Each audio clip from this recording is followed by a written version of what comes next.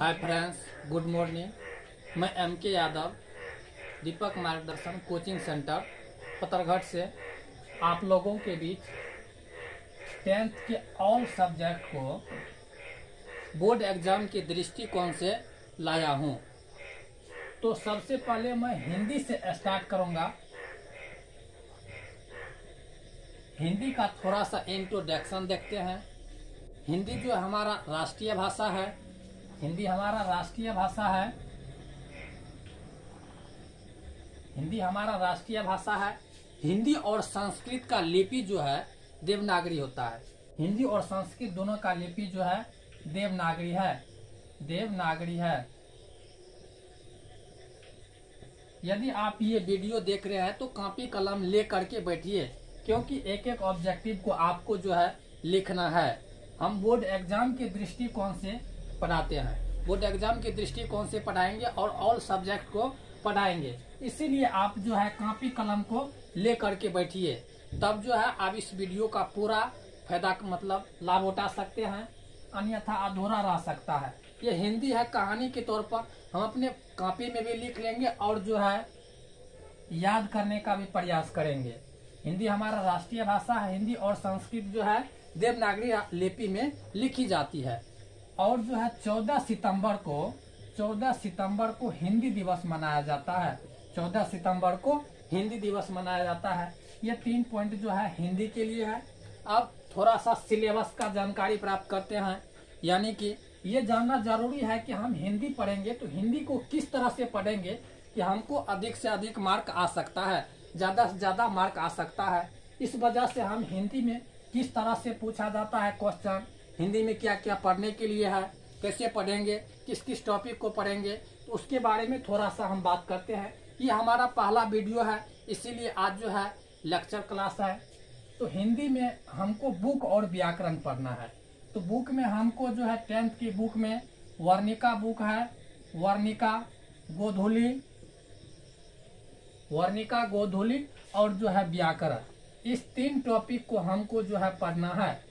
हिंदी में इस 3 टॉपिक को वर्णिका, गोधूली और व्याकरण को पढ़ना है।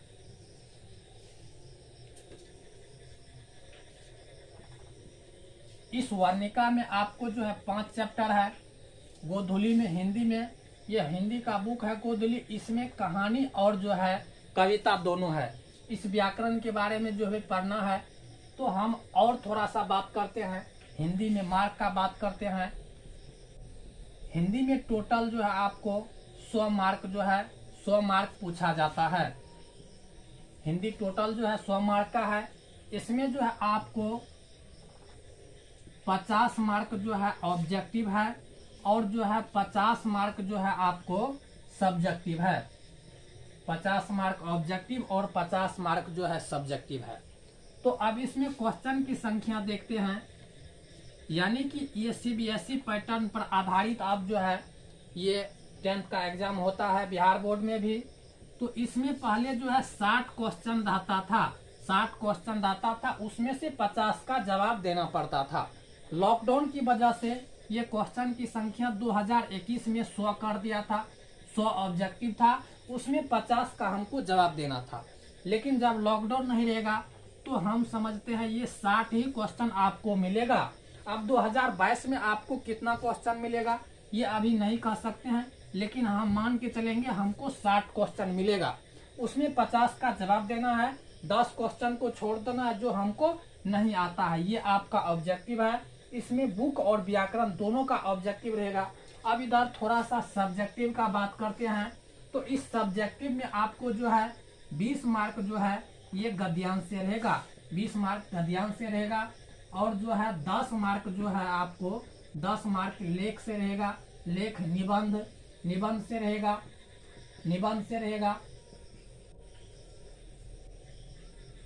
और जो है 5 मार्क जो है आपको आवेदन या संवाद पर रहेगा। आवेदन जिसको पत्र लेखन कहते हैं, पत्र लेखन या संवाद आपको, या जो है संवाद इसमें आ सकता है, संवाद आ सकता है, संवाद रहेगा। और जो है ये कुल मिला के आपको 35 मार्क हो गया। 35 मार्क हो गया। अब जो है 15 मार्क आपको सब्जेक्टिव क्वेश्चन में 15 मार्क जो है आपको बुक से रहेगा, 15 मार्क बुक से रहेगा। इसमें 10 जो है लघु उत्तरीय प्रश्न, शॉर्ट क्वेश्चन रहेगा, लघु उत्तरीय प्रश्न रहेगा, जिसमें आपको 8 क्वेश्चन देगा, उसमें से 5 का जवाब देना है। और जो है लॉन्ग क्वेश्चन, एक लॉन्ग क्वेश्चन देगा 5 मार्क का लॉन्ग क्वेश्चन देगा, 2 या 3 लॉन्ग क्वेश्चन देगा, जिसमें 1 का जवाब देना है। इस तरह से आपको जो है क्वेश्चन पूछा जाएगा। तो हम स्टार्ट करते हैं इस वर्णिका से पहले। वर्णिका में आपको 5 कहानी है और इस वर्णिका से जो है आपको 10 मार्क पूछा जाता है। वर्णिका से 10 मार्क पूछा जाता है। तो इसका पहला कहानी है दही वाली मंगमा। आज हम दही वाली मंगमा को पढ़ते हैं और समाप्त करते हैं। इस वर्णिका को हम 5 वीडियो में समाप्त कर देंगे। 5 कहानी है, इसमें ये वीडियो थोड़ा सा लंबा होगा और सब वीडियो जो है छोटा छोटा रहेगा। इस वर्णिका में मतलब पहला कहानी जो है आपको दही वाली मंगमा है, उसको हम पढ़ते हैं।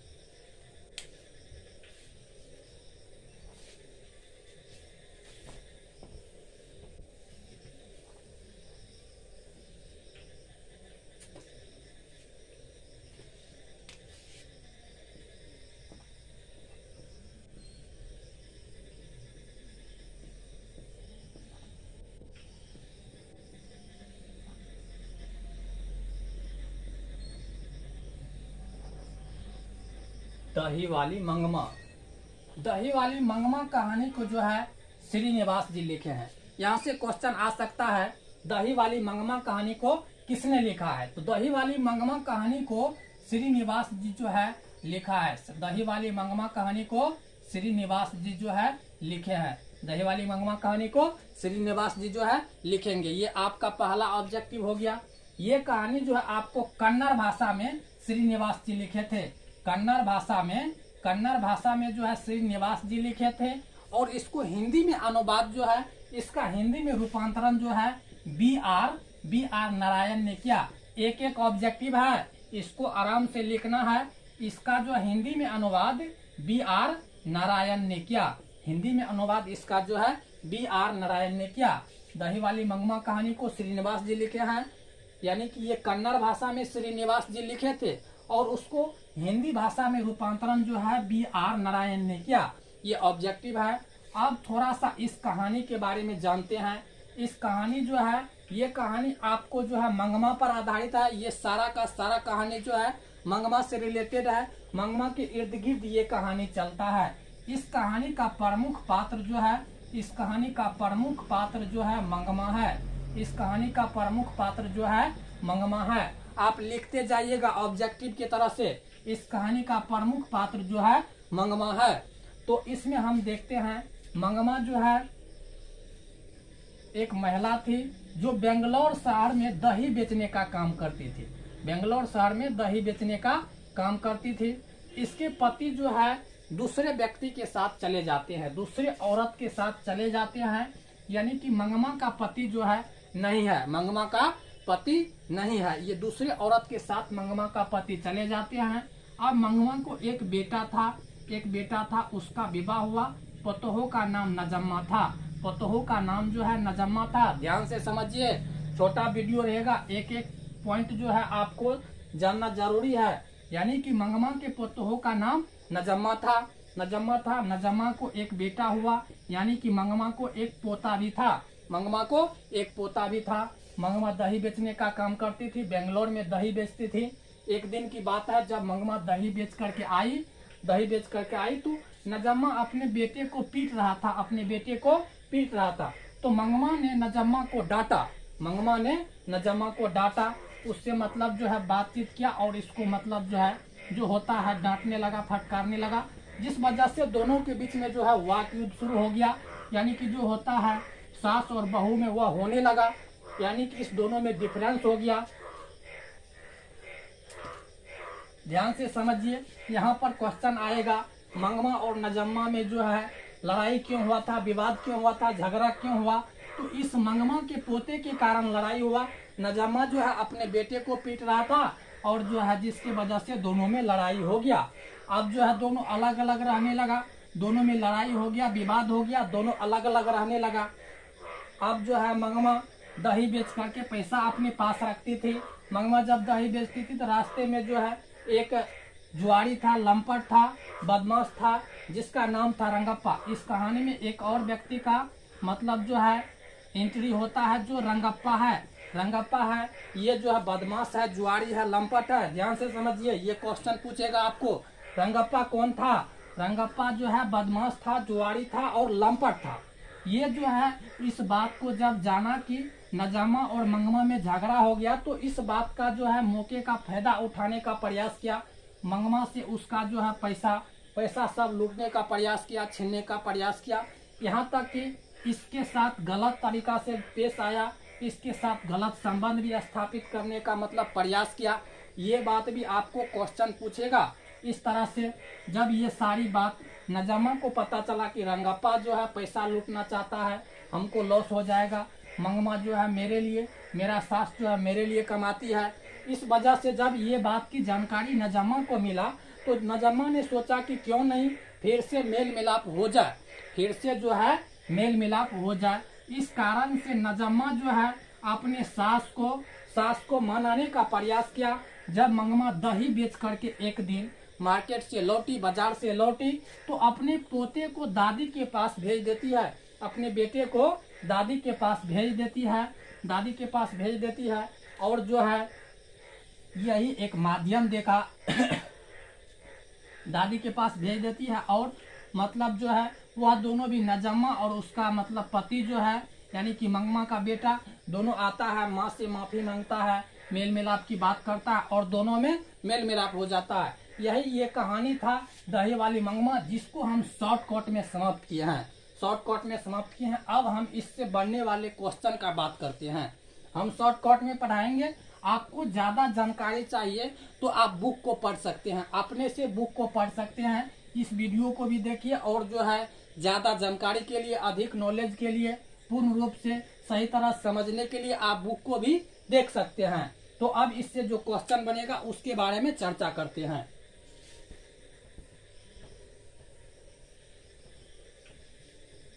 आपको क्वेश्चन देगा कि मंगमा किस शहर में दही बेचती थी। मंगमा जो है आपको बेंगलोर शहर में दही बेचती थी। मंगमा बेंगलोर शहर में, मंगमा जो है बेंगलुरु शहर में दही बेचने का काम करती थी। मंगमा बेंगलुरु शहर में दही बेचती थी। मंगमा जो है बेंगलोर शहर में दही बेचती थी। ये आपका ऑब्जेक्टिव हो गया। दूसरा पॉइंट, अब जो है देखिए यहाँ पर क्वेश्चन आएगा कि मंगमा और नजामा में जो है ज्यादा बुद्धिमान कौन था, ज्यादा चतुर कौन था। तो यहाँ पर देखिए नजामा जो है मंगमा का मतलब बहू, वह ज्यादा बुद्धिमान था, ज्यादा चतुर था। यानी कि यहाँ पर एक और पॉइंट बन गया, मंगमा और नजामा में ज्यादा बुद्धिमान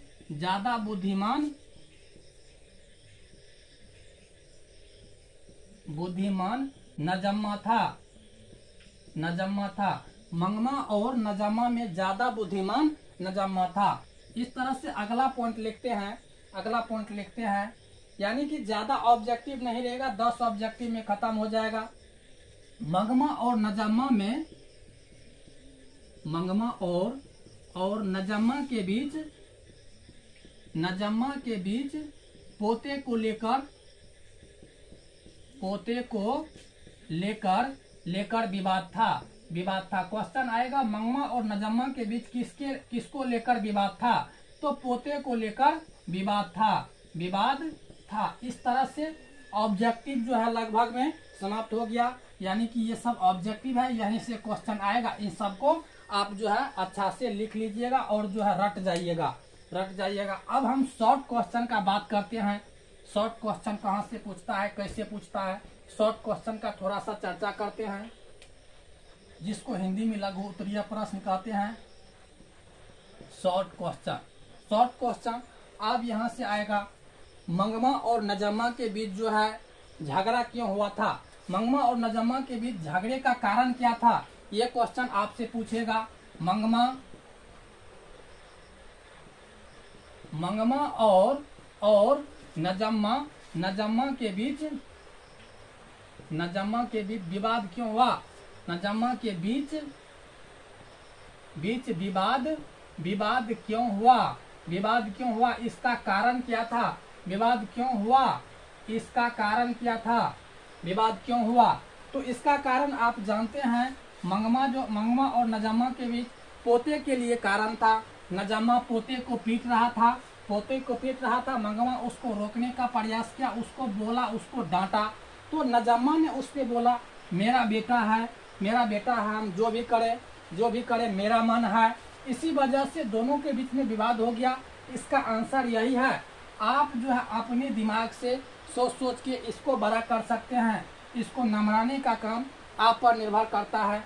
आंसर अपने से लिखना है, हम जो है बोल देंगे, आपको अपने से लिखना है। दूसरा क्वेश्चन देगा, रंगप्पा कौन था और मंगमा से क्या चाहता था? और जो है मंगमा से क्या चाहता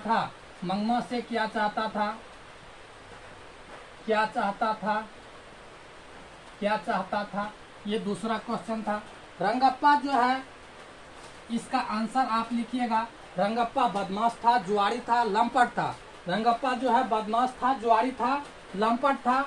और मंगमा का मतलब जो है धन संपत्ति लूटना चाहता था, यहाँ तक कि उसके साथ जो है गलत संबंध स्थापित करना चाहता था। ये इस क्वेश्चन का आंसर हुआ। आप इसको लिख सकते हैं। रंगप्पा बदमाश था, जुआरी था, लंपट था, वह मंगमा के साथ जो है गलत संबंध स्थापित करना चाहता था। यानी कि इस तरह से ये दो क्वेश्चन हो गया। एक क्वेश्चन होता है बाड़ी से आप क्या समझते हैं? यानी कि गाँव घर में, देहात सब में इस बाड़ी का मतलब होता है उठौना, समझते होंगे। यानी कि एक महीना भर कोई भी सामान, जैसे दूध दही देना और महीने के बाद पैसा लेना, ये बाड़ी होता है। बाड़ी, ये एक क्वेश्चन हुआ। यानी कि इस तरह से शॉर्ट क्वेश्चन जो है ये सब ज्यादा बार पूछा गया है। ये क्वेश्चन और ये सब क्वेश्चन जो है ज्यादा बार पूछा जाता है।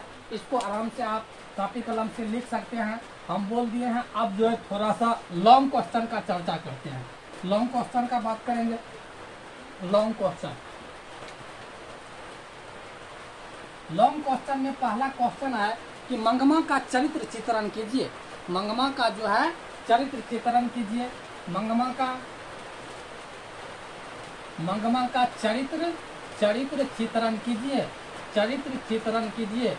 यानी कि दही वाली मंगमा का चरित्र चित्रण कीजिए। मंगमा के बारे में लिखिए। यानी कि मंगमा के बारे में आप क्या जानते हैं उसको लिखना है। इसमें लिखेंगे मंगमा जो है बेंगलोर शहर में दही बेचती थी। उसका पति जो है दूसरे औरत के साथ चली जाती है। मंगमा का पति उसके पास नहीं होता है। मंगमा एक परिश्रमी महिला थी, साहसी महिला थी, वह मेहनती महिला थी। वह अपना जीवन यापन दही बेच करके करती थी। उसका पति नहीं होने के कारण भी वह किसी से गलत संबंध स्थापित नहीं करती थी।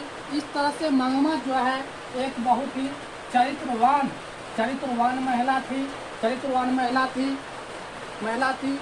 यानी कि झगड़ा तो हर एक सास बहू के बीच होता है और मंगमा के बीच भी हुआ था।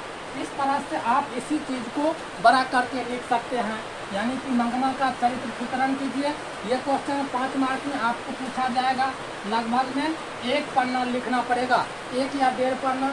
जितना बड़ा कर सकते हैं अपने दिमाग से इस चीज को बड़ा कर सकते हैं।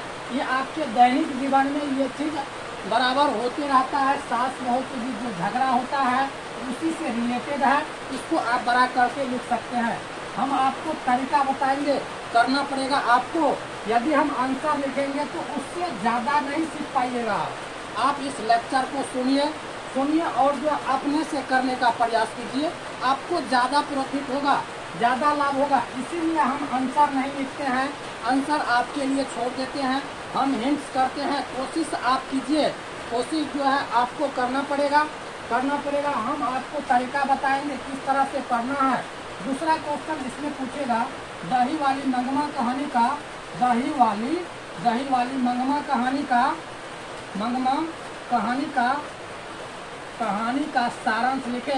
कहानी का सारांश लिखे। दही वाली मंगमा कहानी का सारांश जो है लिखना है। दही वाली मंगमा कहानी का सारांश लिखना है। इस कहानी में आप जितना पढ़े हैं उस सारे चीज को लिखना पड़ेगा। अब वीडियो को यहीं समाप्त करते हैं। लाइन कट गया है।